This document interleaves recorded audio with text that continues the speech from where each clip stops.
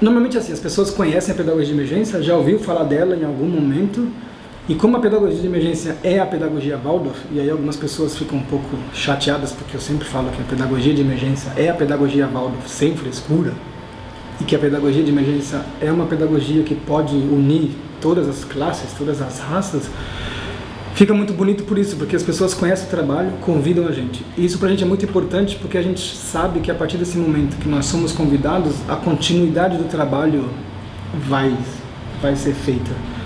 E é isso, quando a gente chega, o mais importante pra gente é essa estrutura, esse ritmo, né? Porque depois de um evento traumático, a gente tem percebido que o que mais afeta, o que é mais afetado nas pessoas é o ritmo. A pessoa não come direito, não dorme direito, não pensa direito, não se concentra direito, não se movimenta direito. As relações, assim, o ritmo de relações, as interações pessoais são abaladas, assim, elas não confiam em ninguém, não querem falar com ninguém, ou ela fala o tempo inteiro. E pra gente, então, assim, a gente chega, a gente faz uma roda bem grande com todas as crianças que estão ali envolvidas, a gente fala um verso, a gente canta uma música, a gente faz uma brincadeira de ritmo, porque com isso a gente já trabalha o que para nós a pedagogia Waldorf é muito importante, que é o pensar, o sentir e o querer. E depois disso a gente faz então várias oficinas, onde a gente, então por exemplo, tem uma oficina de canto, tem uma oficina de terapia artística, tem uma oficina com teatro, uma oficina com euritmia, uma oficina com várias, aqui isso é tão bonito que fica difícil falar todas, mas aí o que a gente oferece é que cada criança, cada jovem possa passar por várias oficinas diferentes, porque a gente acredita e tem visto que funciona muito bem, que em algum momento aquilo que aquela criança precisa, aquele alimento que ela precisa, ela vai receber, seja cantando, seja dançando, seja brincando de pega-pega, seja pulando corda, e o fato de ela ter todas essas oficinas e ela saber que todos os dias, durante, sei lá, 7 dias, durante 15 dias isso vai acontecer, já traz um ritmo para ela. E o mundo, assim, para mim o mais bonito ainda é perceber que os educadores ficam animados, porque a gente sempre faz seminários com os educadores, então os educadores brincam, fazem as mesmas coisas que a gente faz com as crianças, e eles percebem essa mudança neles também. E ainda o gostoso é assim, as crianças, a gente começa a trabalhar com as crianças e os jovens, os professores e educadores chegam, e mais tarde os pais começam a chegar, porque os filhos começam a trazer essas mudanças. Pô, meu filho começou a dormir de novo, meu filho começou a comer de novo, meu filho está tomando banho de novo, o que vocês estão fazendo?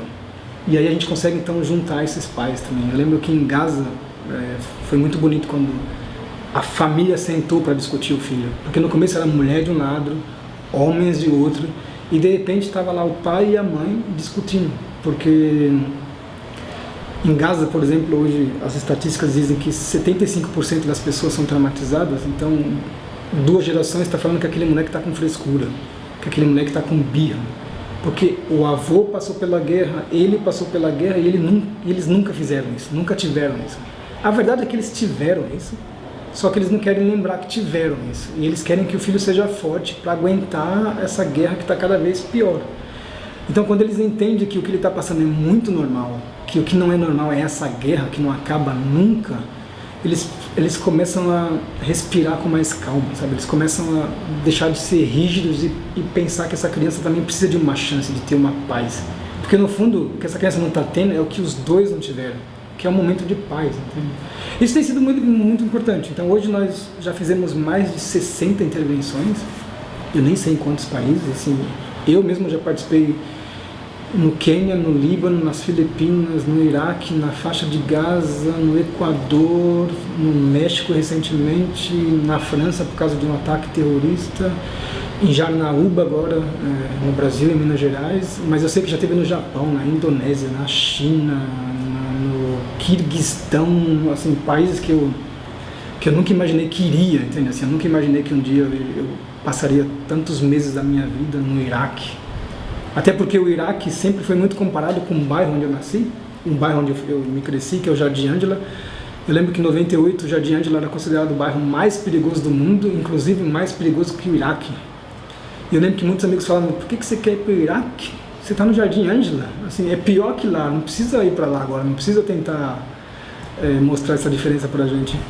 E está sendo assim, né? Eu sei que no ano que vem eu já volto para o Iraque, e provavelmente a gente volta, provavelmente o time vai voltar agora para o México de novo, porque é um pouco parecido. O México eu sinto que é um pouco parecido com o Brasil, sabe? O terremoto foi uma grande catástrofe natural, mas ele sozinho não teria feito tanto estrago como fez. O problema é que o México passa por uma crise social muito grande, uma crise política muito grande. E eu lembro que quando eles começavam a falar das coisas que aconteciam no México, eu ficava meio em dúvida.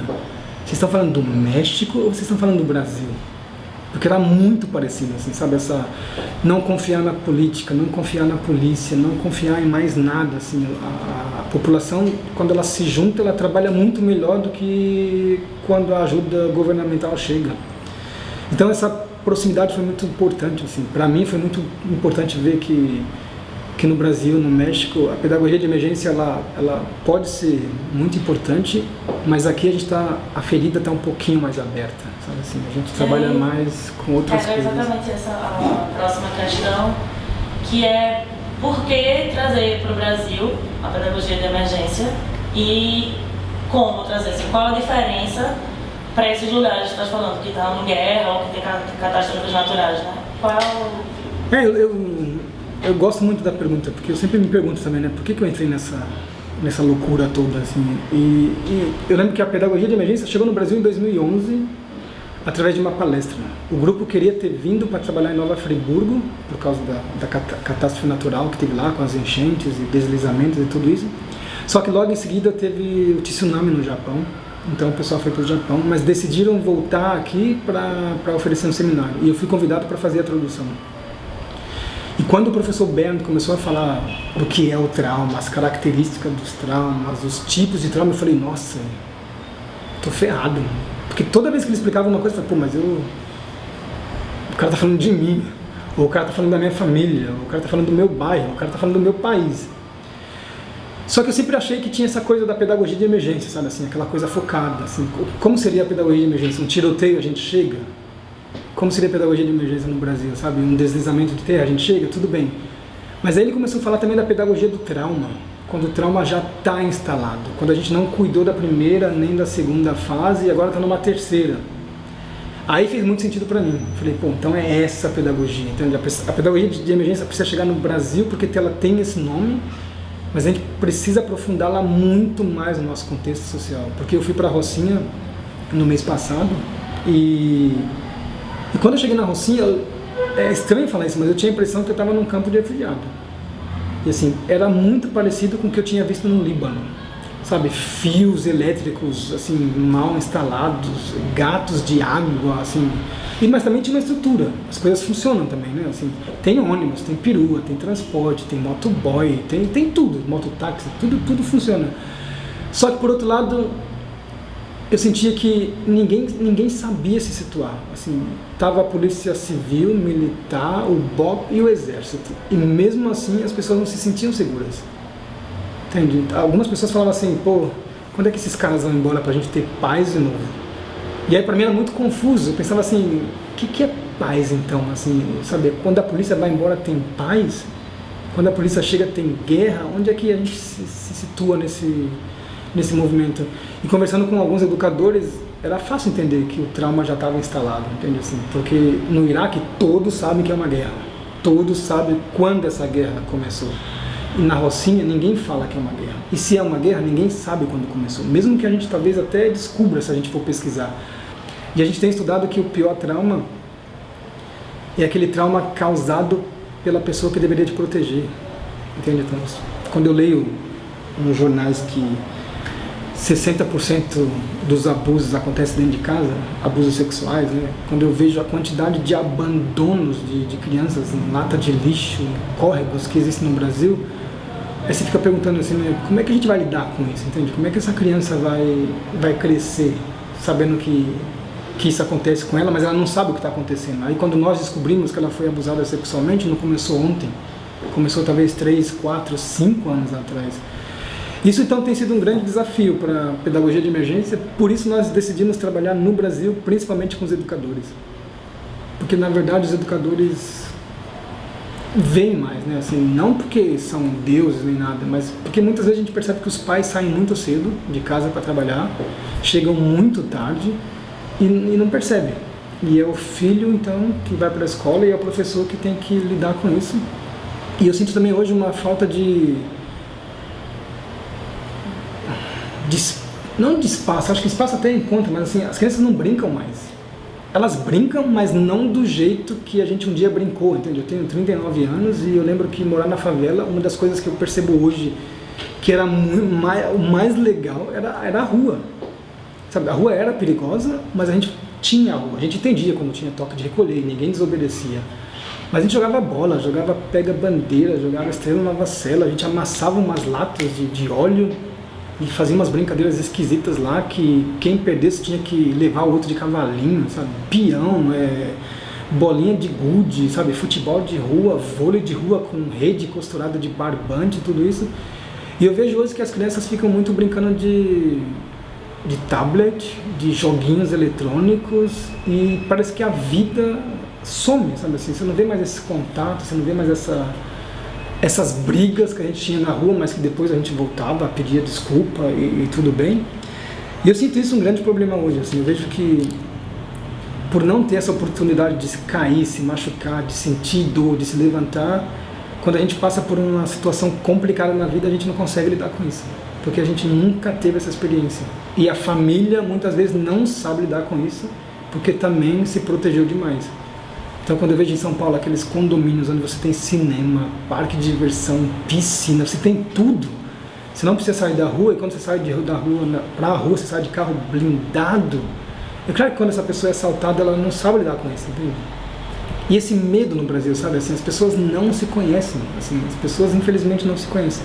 De vez em quando eu passo em umas ruas assim, mais chiques de São Paulo, e eu sei que aquela pessoa que está vigiando a rua, provavelmente vem da mesma periferia que eu, só que ela tem medo de mim, entende? Porque eu posso talvez fazer mal pro patrão dela.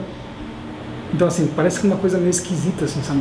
Pessoas que vêm de onde eu venho, aprendem a ter medo de mim porque eu posso fazer alguma coisa contra o patrão, assim. Tem sido bem desafiador, assim. E é engraçado isso, os educadores ligam, pô, vocês não querem vir trabalhar com nossas crianças? Não. Vamos fazer o seguinte, a gente trabalha com vocês e depois vocês trabalham com as crianças, porque eu não sou bobo, né? Eu entendo que o mundo está difícil, que o mundo está hostil, que tem tudo isso, mas eu também sei que em uma hora eu consigo fazer as minhas melhores músicas, minhas melhores brincadeiras, eu consigo trabalhar com uma criança triste, uma criança desesperada porque perdeu a casa, porque perdeu isso. Mas é esse educador que vai ficar com a criança durante um ano.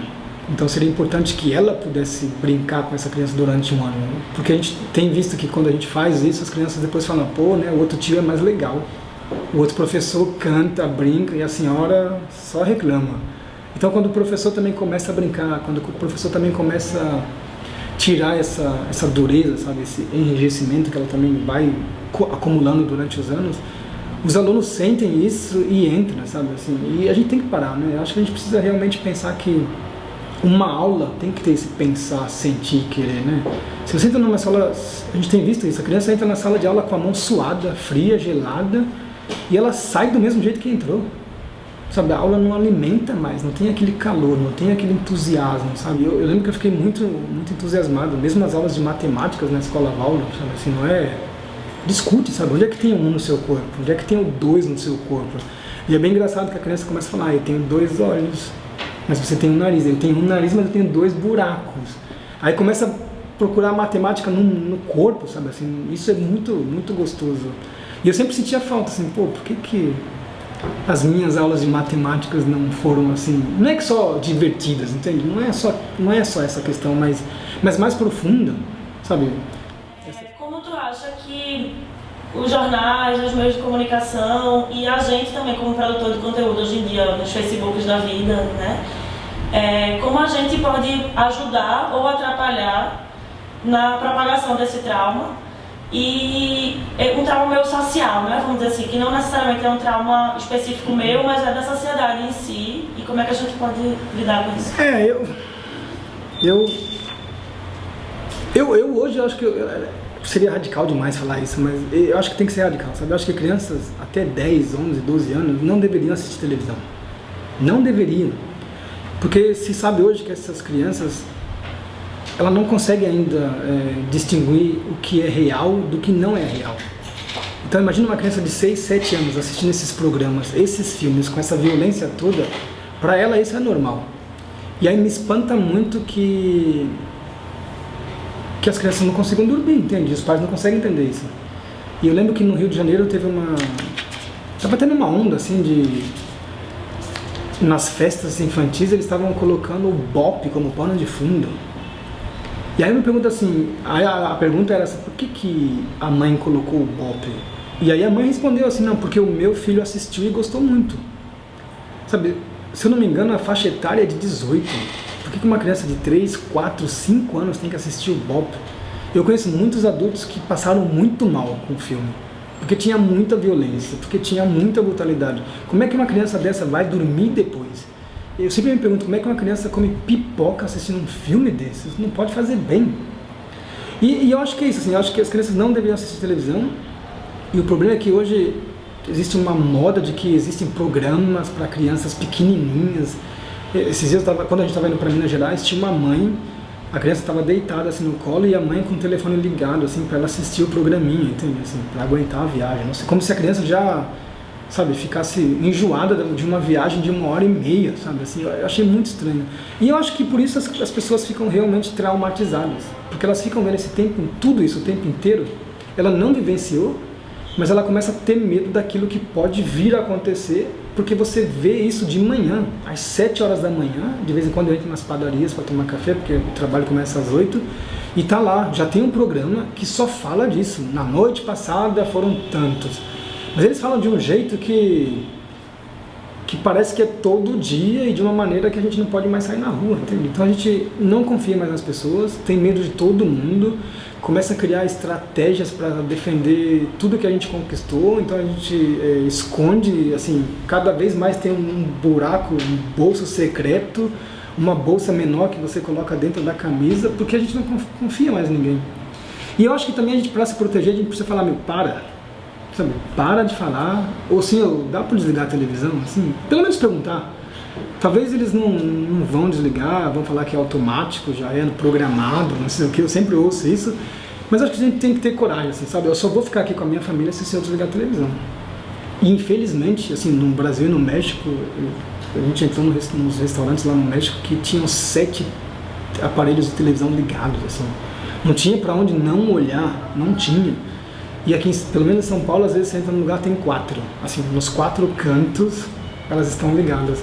E acho que é isso, a gente precisa ter essa coragem. Eu também falo muito da pedagogia da coragem, sabe? Assim, que de vez em quando a gente precisa falar, senão não vai mudar mesmo, sabe? E assim, não, mas um dia ela vai aprender. Bom, um dia ela vai aprender. E tomara que seja um dia bem breve, mas se ela não aprender, entende? Não é coisa muito difícil. Eu acho que a mãe deveria entender que as crianças precisam dormir bem, sabe? Se o adulto precisa dormir 8 horas, é isso, né? Sempre falam, o adulto precisa dormir 8 horas. E as crianças precisam de quanto, então? Sabe, se aquela televisão não faz bem para você, por que faria para uma criança tão pequena, entende? E a gente tem visto isso, assim, que esse trauma secundário, assim, causado, você não vivenciou, mas a pessoa fala o tempo inteiro nisso, tem sido também cada vez mais frequente, porque ela traz aquela verdade, e é verdade, só que ela, por necessidade, ela começa a falar mais, e de repente você entra na dela. Eu queria saber como tu continua vendo o mundo belo, bonito e gostoso, com todas essa vivência pessoal e profissional.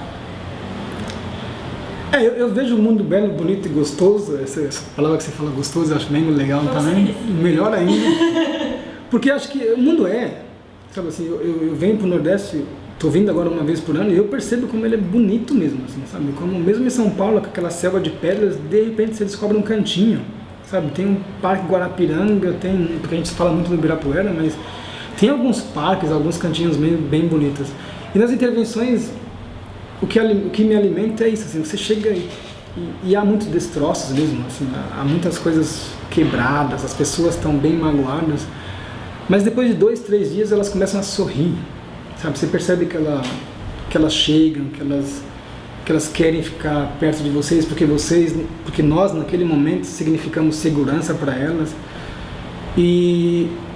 Mas a gente tem que se cuidar, entende? A gente trabalha muito com uma coisa chamada higiene psíquica, então a gente precisa realmente perceber o que é bom pra gente, sabe?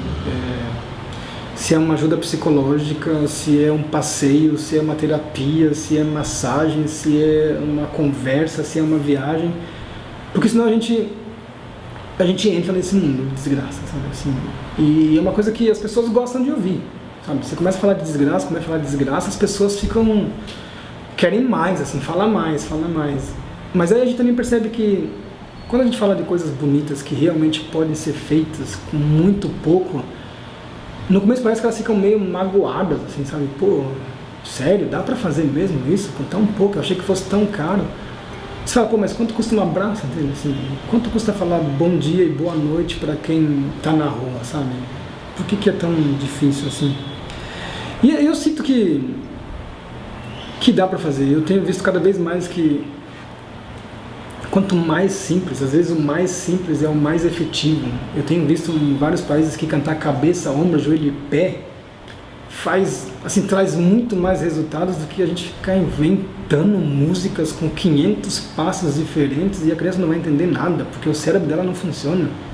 Assim como o meu também não vai funcionar se eu não me cuidar, sabe? Eu lembro que eu tive uma crise lá, assim, meu nervo ciático começou a doer, assim, e aí eu descobri que eu tinha uma hérnia de disco.